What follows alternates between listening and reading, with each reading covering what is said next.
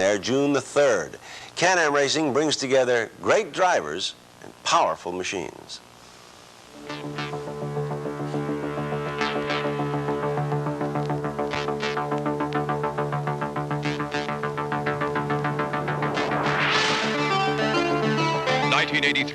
A year of change in Can-Am, a year of transition, a year of uncertainty and excitement here at Mosport, where cars and drivers from around the world assembled for the opening round of the series, the Labatt's Can-Am. Traditionally, the series has featured big names, often imported stars, employed to wrestle these beautiful but brutishly powerful cars around racetracks from Quebec to California. But this year, however, there is no clear-cut favorite. The series is wide open. Can-Am has always been exciting, but now there is uncertainty and suspense. It's a year of technical innovation, too. Which will be faster? A traditional Can-Am car or one of the new wave like this modified Formula One car? But if you had to pick a winner, it would probably be this man. The Quebec charger, Jacques Villeneuve, driving last year's series-winning car, the Frisbee GR3.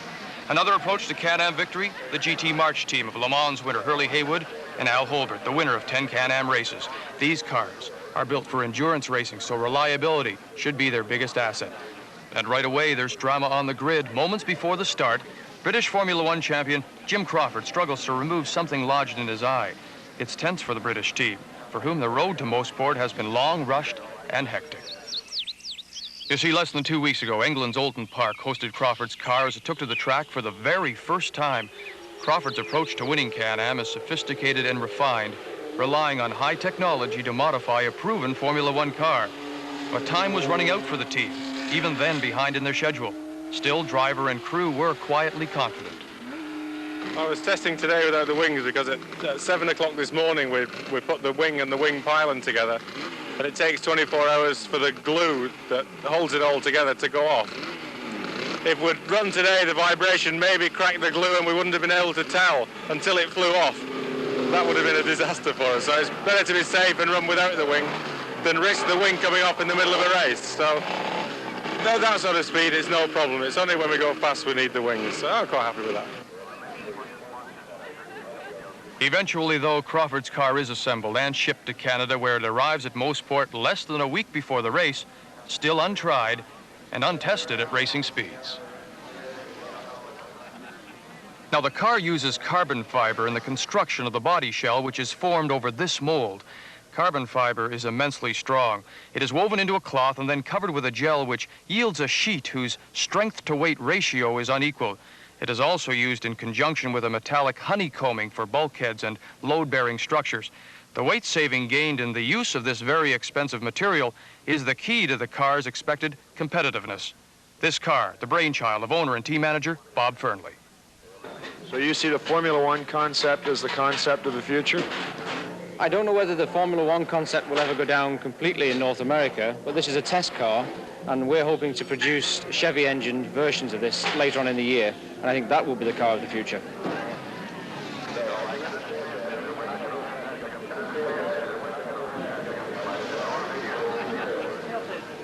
At Mosport, preparation proceeded until 2 days before the race. Crawford's car returns from qualifying behind a tow truck, a victim of Mosport's tough turn 2. It just got under the tyre. Not a problem, because it was a wee bit instant, that one. You had a whole moment yourself, then? I wish you'd been there to share it. The car is not badly damaged, but repair delays preparation. Riverside International Raceway. It's California. It's January, and the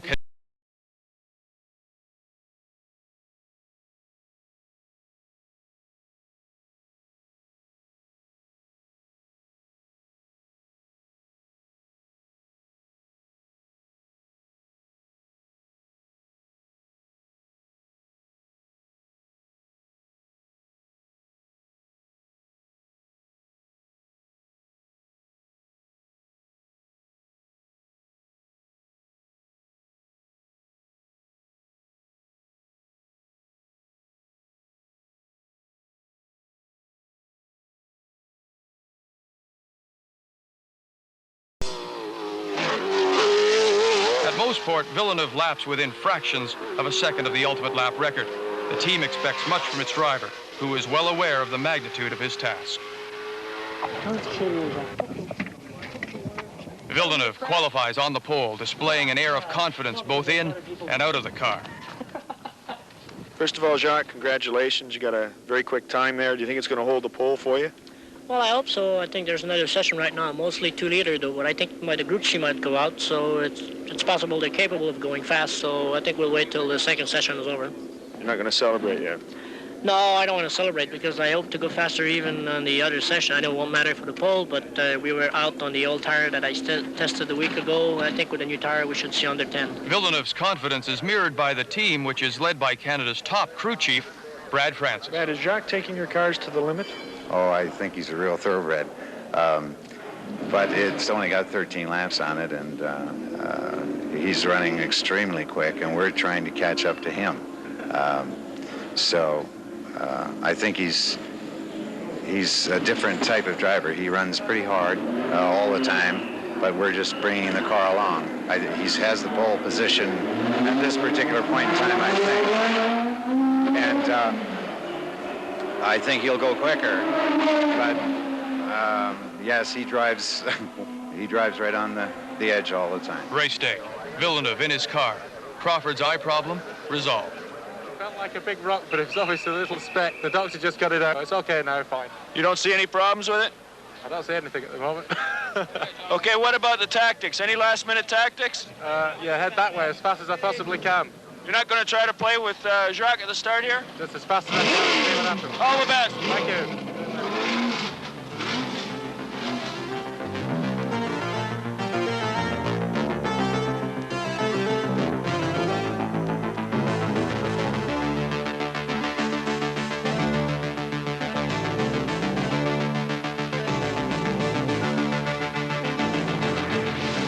21 cars take the green flag to start the Labatt's Can-Am. Pole sitter Villeneuve leading into corner 1 ahead of Crawford. At corner 3, Villeneuve's 5-liter Chevy engine has opened up a gap over the 3.3-liter Cosworth of Crawford, who leads Mike Rowe, Phil Compton, Horst Kroll, and Charlie Monk.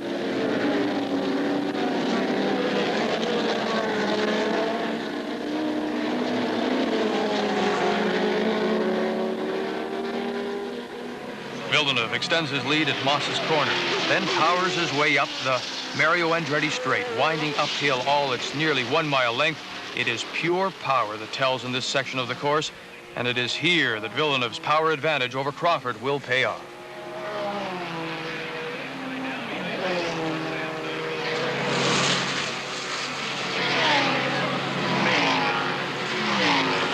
Corner 9, the first of the S's. Here it's skill, not guts, that counts. And Villeneuve appears calm, confident, and very fast, displaying the perfect line onto the straight. It's lap 2. Villeneuve crosses the line 3 seconds ahead of Crawford, who has a similar lead over Mike Rowe.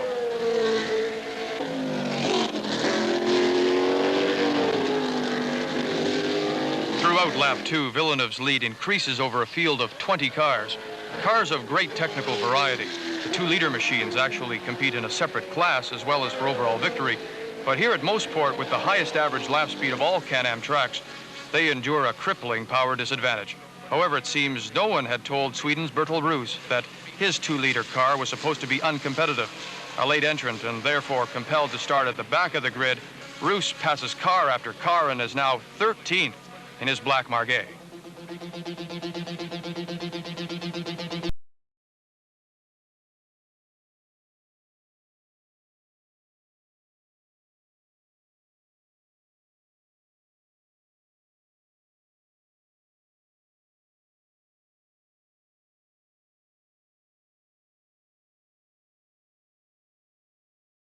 Lead begins to widen. Crawford is hampered by having to use old wheels and tires. He is clearly not as fast. But the British car and its driver are ultimately reliable, and he's content in second place behind Villeneuve, who, although always fast, has a reputation for breaking cars and failing to finish. Crawford expects to gain time in the pits, though, where better fuel consumption of his car's small engine will enable him to take on less fuel. But right now, Villeneuve's speed advantage is obviously enough to negate this. Crawford must sit and wait, hoping for any mistake Villeneuve or his crew might make.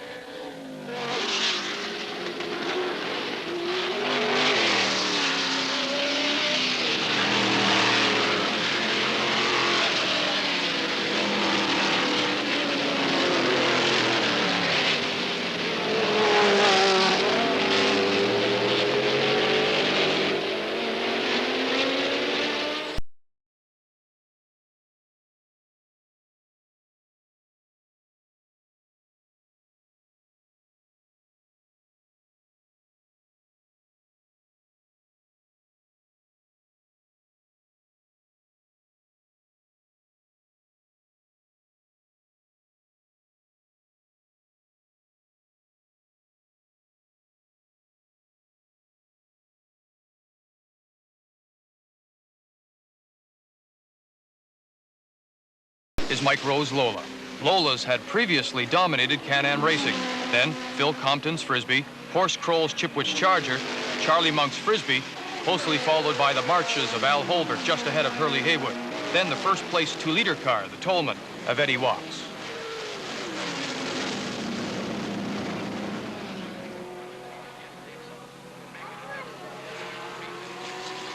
But not too far behind Wachs, Roos is still charging. He's already third in the 2-liter class, and now he challenges for second place. Roos is a Swede who has raced in North America with great success. I have been competing for, this is my 17th year as a race car driver, as a professional race car driver, and I've driven just about anything there is. Champ cars, Formula 1 cars, Formula 2, Formula 3, Formula V, everything there is, I've driven it. So I know what to expect. Roos closes on the second-place man, then slips inside on the entrance to corner 3. Now only Wachs leads him in the 2-liter class, and Roos is some 3 seconds faster each lap than the leader. Of the new designs this year, none is more innovative than this car, the Catamaran, which places the driver in one pod, the engine in the other. The unobstructed midsection is a pure wing generating massive downforces, which on cars like Villeneuve's Frisbee are provided by power-robbing front and rear wings.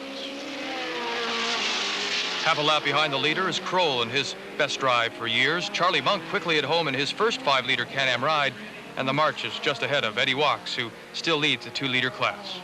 Villeneuve powers on up the back straight at 240 kilometers per hour. While already lapped, the Catamaran is in obvious trouble. In qualifying, its massive downforces caused structural failure in the bodywork, and now the problem seems to have reoccurred.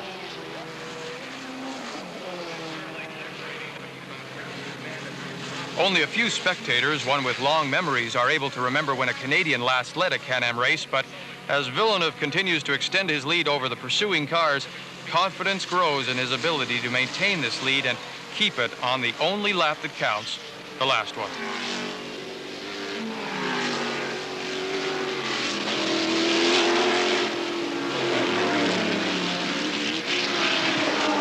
In the pits, the bearded Herb Adams, the designer of the Catamaran, watches the retirement of his novel design. It's a disappointment, but many world beaters have made worse debuts.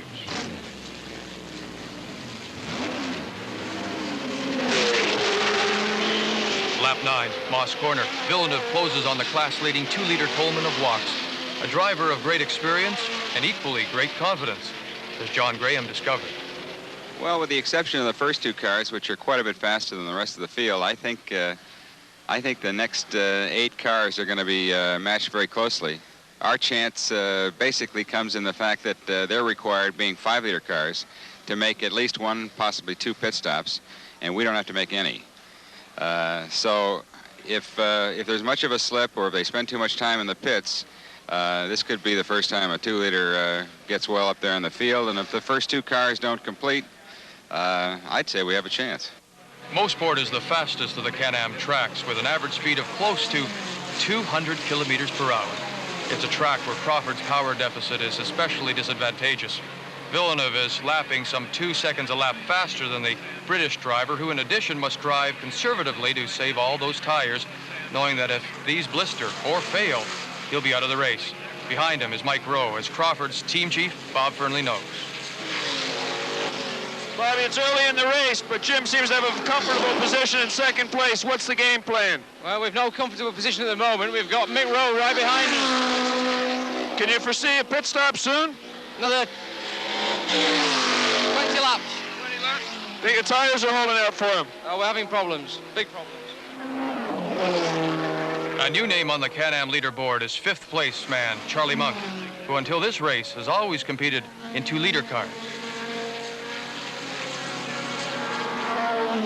It's a tremendous jump. It's like learning to drive all over again. There's the cornering's all different. The lines to the corners are different. Using the throttle is different. Everything. It's like driving. I suppose it's like driving the Queen Mary after you've driven a canoe. Monk fills the mirrors of Michael Allen, who is about to be lapped, while behind Monk, Hurley Haywood's march threatens the Canadian driver's 5th place. Suddenly, Moss Corner gets very crowded as Monk makes his move only feet ahead of Haywood. Then up the straight, Haywood pulls out, goes past Monk's Frisbee into 5th spot. It's an unexpected pass, for while both cars are powered by the same 5-liter Chevrolet engine, Haywood's GT car is built for long-distance racing. It's built to last, but it's heavy. Monk should have an edge. Haywood is a highly experienced driver whose ideas of campaigning this type of car in Can-Am show the kind of approach typical of the endurance racer. The concept of running these cars is interesting, and the Can-Am cars are very fragile automobiles, and they tend to break quite a bit.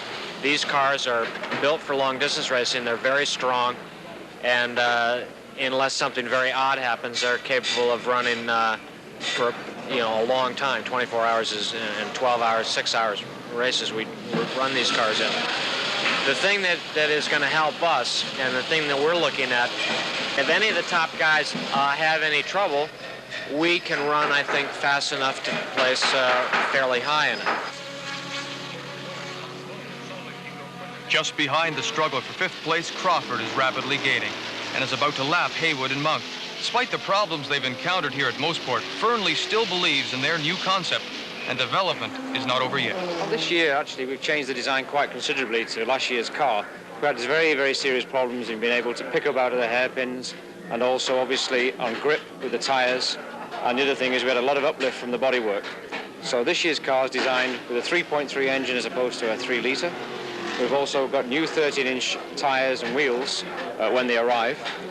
And the bodywork now is a little bit more aerodynamic and a lot lighter. We've used extensive use of carbon fibre in this car. So makes it lighter, makes it picking up easier out of the corners. We've improved our times some 4 seconds on last year, and we're hoping to pull another 2 if we can get the tyres in time. First into the pits is 3rd-place driver Mike Rowe. He sits in the car as fuel gushes in, knowing that his lead over his nearest rival, Horst Kroll, is very slender. Rowe is still taking on fuel as the Chipwich Charger comes into view at corner 8 and negotiates the S. Though Kroll will have to pit himself very soon, he passes into 3rd place as Rowe's fuel stop finally ends.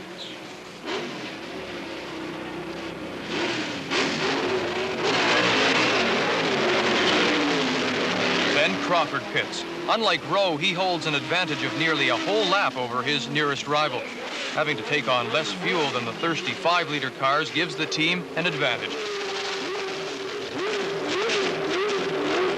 Fernley and his team perform brilliantly, and Crawford smokes off in pursuit of Villeneuve, who must soon make his first stop. Then at corner 10, Eddie Wachs, Tolman, goes off the track through the catch fencing and ends its race against the bank. Wachs' car, though, is in a hazardous position, so the pace car must come out.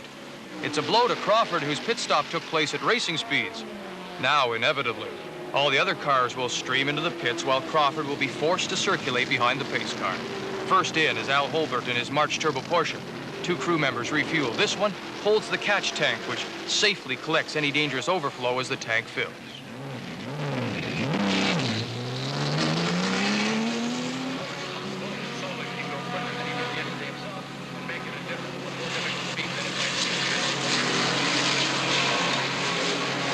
The leader pits. Now that the pace car is out, Villeneuve can take on fuel, then catch up to the pace car, thus effectively reducing the time lost in the pits.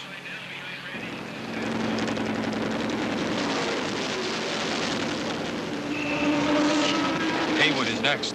If he can refuel and get back into the race in front of the pace car and Villeneuve can't, he can gain nearly a whole lap on the leader. But Villeneuve scorches by and gets back into the race just before the pace car passes. Now he will be able to gain a lap over all the other cars left in the pits. It's a lucky break for the Canadian Tire team and their young star.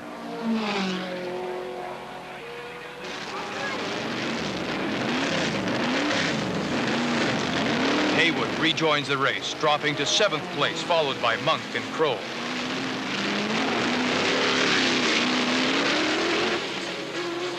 Traffic is slowed down a little bit. Yellow flag's out. We got the pace car. How's that going to help you guys? Well, it's a bit concerned at the moment because we've been 3 laps now behind the pace car, and I'm a little bit worried about overheating. We've already had a overheating problem in practice this morning, so we're just sort of keeping our fingers crossed that the pace car goes away rather quickly. All right, any other expectations out of Jimmy? Is he just going to sit in second or what? We've got to conserve our tyres. We just haven't got any. We'll get a signal from Jim there about the tyres. The retrieval crews work to move the wreckage of Wachs' car. The pace car is out. Villeneuve leads from Crawford with Mike Rowe ahead of Horst Kroll.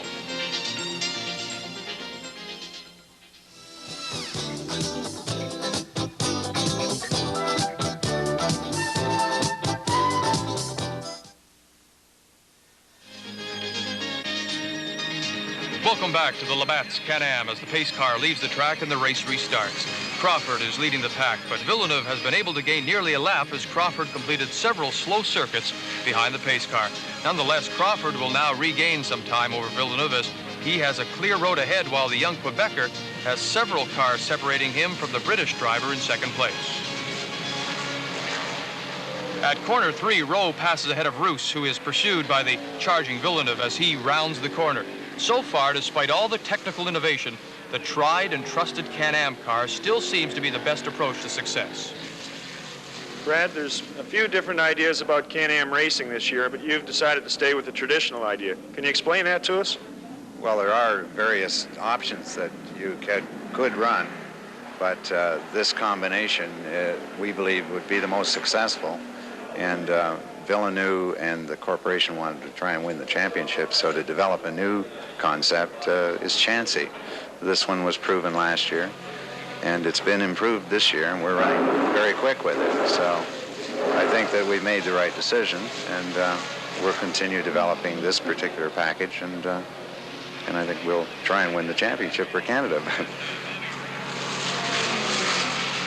Up the back straight, the engine peaking in each gear, Villeneuve's car emphasizes its superiority over Crawford's, the closest rival. On this day, at this track, he clearly has the winning combination as he laps the second-place car. But there is a long way to go yet. Crawford finished every Can-Am race in which he competed last year, and Villeneuve has still not dispelled his reckless image. Although as the race progresses, he looks increasingly polished and self-assured. Suddenly, out on the back straight, the fastest part of the course, where cars reach a speed of 280 kilometers per hour, there's evidence of a horrifying accident. Wreckage is strewn right across the track. The ambulance is called onto the track, and the cars circulate while the medical teams rush to the scene of the mishap. It is car number 59, a Lola, driven by Californian Mike Allen. At the scene, medical teams leap into action as the trackside officials work to free the driver from the car.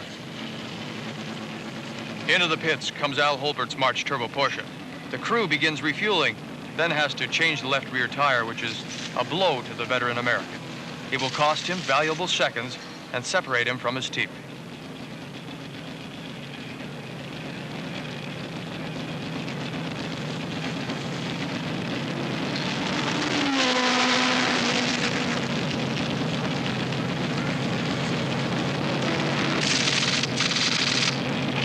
The tire is changed rapidly, but as Holbert leaves, he is now down the field in 8th spot.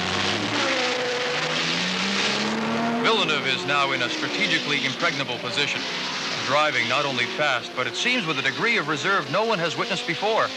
Crawford is powerless to do anything.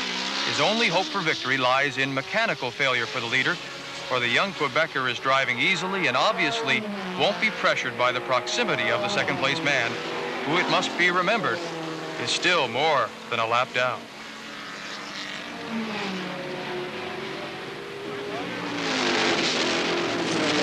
As Crawford receives his pit signal, in comes Ireland's Mike Rowe in 3rd place for his second and final fuel stop.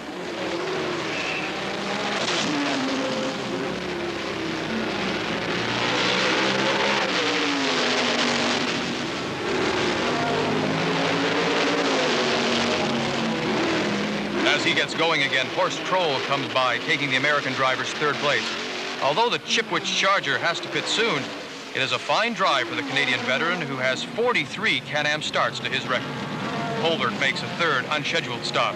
His crew immediately begin to remove the engine covers, which is a sure sign that Holbert has been in radio communication with them. The work begins.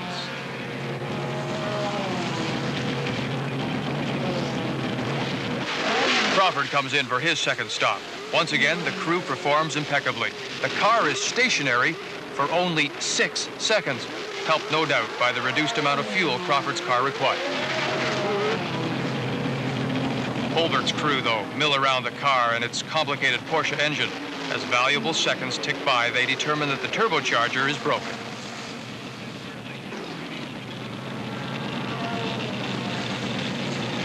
Holbert sits, knowing that in this race, at least, the March team's strategy, one based on reliability and these normally bulletproof cars, has gone wrong. The engine cover is replaced. Holbert will return to the race, his engine ailments uncured. Villeneuve, second pit stop. It will be a fuel stop only. The fuel gushes in as Holbert finally rejoins the race.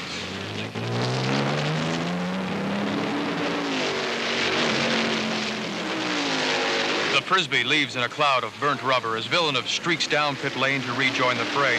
Still remaining in the lead by a handsome margin. Still building in all those around a new sense of confidence with only 10 laps remaining. At turn 3, he comes up behind Roman Peckman, currently leading the 2-liter class.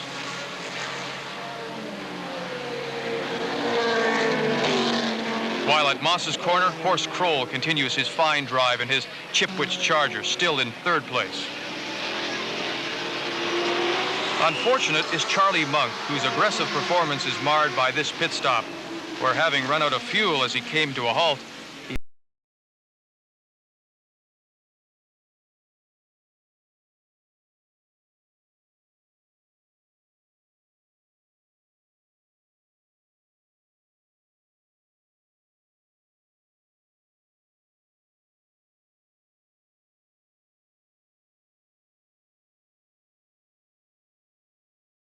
Haywood continues his drive, challenging Mike Rowe's 4th spot into corner 10. Then, just applying the power a fraction too soon, he spins in a cloud of smoke. Skillfully, with just a dash of luck, he avoids the guardrails, restarts his motor, and rejoins the race.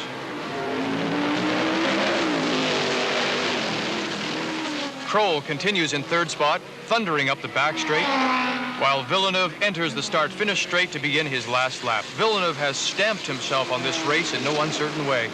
He's always been fast, but today he has driven smoothly, showing that important maturity so necessary in a driver aspiring to the top echelons of the sport. Another revelation has been Mike Rowe's performance. An unknown before this race, now a contender. But for Kroll, the last lap is heartbreak. He enters the pit, losing the 3rd place he had striven for and richly deserved, while at corner 3, Toronto driver Roman Peckman has held on as leader to the 2-liter class. Villeneuve on the back straight for the last time. He's listening for those last lap gremlins that sometimes strike. Despite slowing, he still passes cars as though they were tied to trees.